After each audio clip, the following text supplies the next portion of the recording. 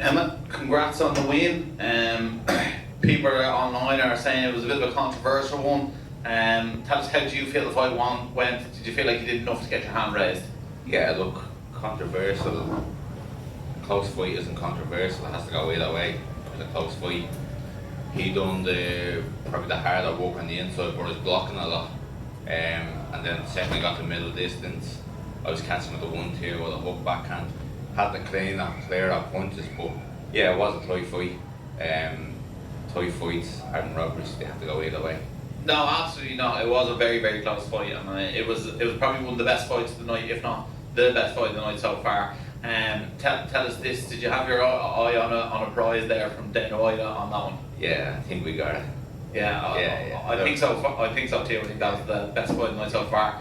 Tell us this: obviously there was some nice shots landed on both sides. Did you feel like you hadn't hurt at any stage?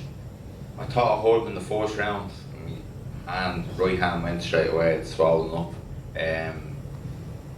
Look, he's tough. It doesn't matter what you hit him. We knew that coming in, he's going to keep on coming. We also knew we were going to do most of our good work from middle distance, which is how it played out. He had obviously a small bit of success on the inside, although I was blocking a lot. He was throwing in volumes. Second I broke to middle or long distance, I was catching with 2 or 3 shots. I think it was round maybe 3. I dominated him on the jab. It could have been round 2 or 3. I caught him about 20 jabs in a row. But he kept on coming, which we knew was going to happen. Yeah, absolutely. You did keep on coming. He was relentless with the forward pressure, but you kept him at bay. Tell us this. Obviously, this is the second time in the Tree Arena, and you don't live far from here at all. How good does it feel to fight in front of a home crowd again? And what's the next steps for Emmet Brennan? Yeah, this time is a little bit more special. Working with Tom and UFC this week, it was just the production from the start. When we came in on Monday, was top class. The whole fight week was laid out. You knew we were in a big setup, and then the fight night itself. Obviously, last time I fought in the Tree Arena, it was at 5 o'clock in front of about 500 people. This time it was in front of a few thousand people. Bar qualifying for the Olympics, probably one of the biggest nights of my life. Done good 8 weeks there with Philip in preparation for this, and we never, if we had taken Kevin lightly there tonight, we would have gotten beaten, but we prepared 100% for him. But in terms of my professional career, this is the best night of my life. Congratulations. Thank you. Emma, I think I said obviously online in the whole build up to this fight, this was the fight of the card. It proved that tonight. Like, anybody that knows boxing knows that this was going to be a tough fight. It wasn't going to be an easy fight on either side. The bookies sort of had it, and obviously you probably didn't look at any odds. Probably any fighter's not going to look at odds, because really what does people online with odds say? But you were a strong favourite at 1-5 for the fight. Do you think Judge Burns' scorecard is 6-2 to you probably makes people think more of a robbery? You know, probably wasn't a 6-2 in any favour for any fighter in the fight. I don't exactly know what you mean by that. All the rounds were close, so the judge has to judge the fight round by round. And although, as I said, Kevin was doing work on the inside, I was catching a lot of the shots, and then I was catching him with clean shots on the outside. So the judge judged that round by round, and that's what he saw. But 6-2, obviously a 4-round gap. Obviously, you know, I know. Yeah, but then 4 rounds could have been close, and he thought my work was a little bit better. I don't see that being a robbery now. Obviously, it seemed to be that the jab was working, obviously, and that may have maybe helped the judges in some ways. Obviously, Kevin's, I think the stats were showing Kevin, a lot of his punches were power punches. You were landing a lot of jabs. Did you feel that the jab was always your key to victory with your amateur experience? Yeah, it's not got to do with amateur experience. It's got we're in the professional game now. It's about winning a fight. You're not going to win a fight 100% on the inside. You got to have close distance work, middle distance work, long distance work. It's about being adaptable, and that's what I said on the lead up to this fight. The experience of being able to adapt as a fight goes on. Because if I just staying on the inside there was times where, although he wasn't hitting me with much, he was throwing a lot of volume and punches. Once I stepped back out to that middle distance, I was catching him either the 1-2 or the left hook right hand. and they were scoring punches. Probably a little bit more eye-catching than the shots that were half landed on the inside. 4-0 now, two-time Celtic champion.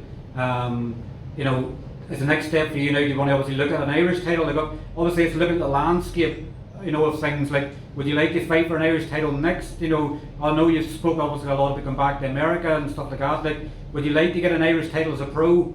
Would that be the next gradual step for you? I don't know. I'll go over to London the next week or two and have a chat with Darren. We'll plan out the next 6 months. If the Irish title does come up, without any disrespect to any promoters, you're not fighting for an Irish title and you're not putting all that work in unless it's on a big show like this. It's got to be worthwhile. You're not paid a lot for even at the biggest shows, you're not paid a lot, so it's got to be worthwhile if you're going after the Irish title. But it is something that I want to do, only if it's worthwhile. As I said, I'm 33. For me, obviously I want to get to the top as quickly as possible, but it's about making money, and it has to make sense. So I would fight for the Irish title, yeah, if it was on a good show. Great night for the Dubs tonight. Obviously yourself won, Thomas won, Craig O'Brien won, and obviously Gareth. Like, obviously it's a Dublin show as well. Obviously if it was probably in any other way the fans would be going home unhappy. Obviously the Dubs from here, like that bodes the appetite well for the future. To know that the Dubliners are winning. If UFC come back here again with obviously Dana and 360, all these are all going to be on this card again. Yeah, look, the atmosphere out there was unbelievable. I think if they do come back again, it will only be a little bit bigger. I think, not that they sold themselves short this time, but I just think they could have there could have been a few more thousand people in there, but I think if they constantly come back, you're getting a little bit more mainstream. Like the amount of media that we done this week was unbelievable.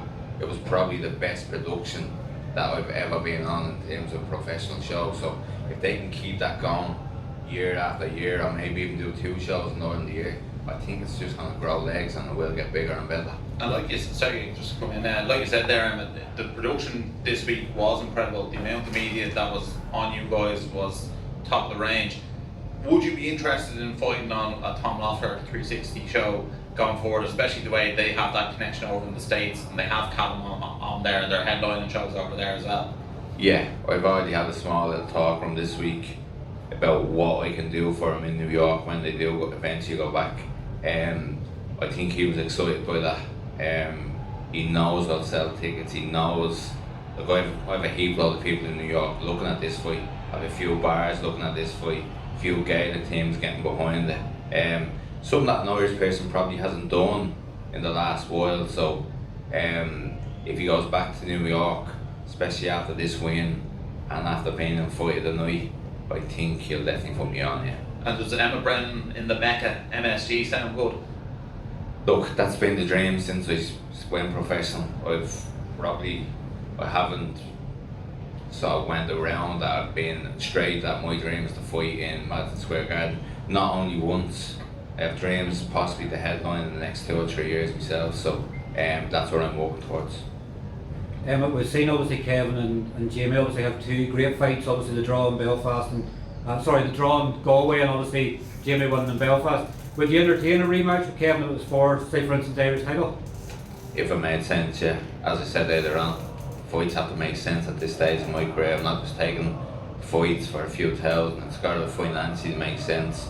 There's got to be a pathway after you win that fight. There's got to be something next. So if it makes sense to go for the Irish title on a big show where you're not going to be on first or second on the show at 5 o'clock in the day, 100% I would. But unless it's something big, probably not. What advice would you give the 360 as obviously the return here to Dublin again? You being a Dubliner, you've seen a lot of these cards here in the past. What obviously would help them sell more tickets is the more domestic fights. We've seen the last couple of years, Emmet, a lot of the best fights on these cards are always domestic fights. Is that what they need? They need to have more domestic fights that make sense to people rather than fighting somebody from somewhere else. Yeah, domestic fights, and if you could get, like, if it's in Dublin, a few Dublin versus Dublin lads on the same show would be good. Also, I was talking to Philip, my coach there earlier, and I don't know why any of the big promoters don't do this. Go into the amateur clubs in Ireland, offer them discounted tickets. That's like what, I think it holds 9,000-10,000 tickets. Put 2,000-3,000 tickets aside at obviously a cheaper price, and you get rid of them straight away in the amateur clubs. If a promoter does that, that's 3,000 seats. That's not fit full there tonight. That would be full on top of the other 4,000 or 5,000. For me, that would be a no-brainer to get bums on seats. How many more dreams and inspirations would that give as well? But the younger ones, obviously, they're seeing people that's been an amateur, yourself obviously at the Olympic Games, and they're seeing people like you, and they're able to watch and build with that. Like that could inspire the next Katie Taylor, the next Kelly Harrington, the next Emmet Brennan. Yeah, again, look, we talked about this earlier, myself and Philip. Amateur boxing in Ireland, it's not exactly gone down the best road, and you have more 16, 17, 18 year olds looking at professional boxing, whereas when I was coming up, everyone just wanted to be an Olympian. No amateur boxing club really talked about professional boxing, or no one wanted to be a professional. They all wanted to be Olympians. Now I think the landscape is sort of changing, where you have more 14, 15, 16 year olds looking at this and saying, that's where I want to be. I want to be out there in the Tree Arena in front of a few thousand people. And look, I can tell you firsthand, it is, you're living the dream. The atmosphere out there tonight was unbelievable. As I said, the last time I fought here, I fought in front of 500 people. But that tonight was one of the best moments of my life. Did it feel different for you walking out tonight, obviously knowing that you've already done it as a pro? Like, was that a positive for you to know that Kevin was coming into your backyard, he was going to get booed, you know, you were the home favourite, you'd been here, you'd done the 3 arena before on a matchroom card. Did that play obviously a big factor for you in the fight? Do you know that you could hold them emotions knowing that you'd been here before? No, doesn't mean that. Once the bell goes, that's all gone out the window. Like as you're saying, you went for it straight away. Look, it doesn't matter if it's here, if it's in Belfast, if it's in Kerry. Once there's a few thousand people there, you're getting the atmosphere and you're getting exactly what you want as a professional fighter. But I wouldn't say that would have any effect on Kevin's performance.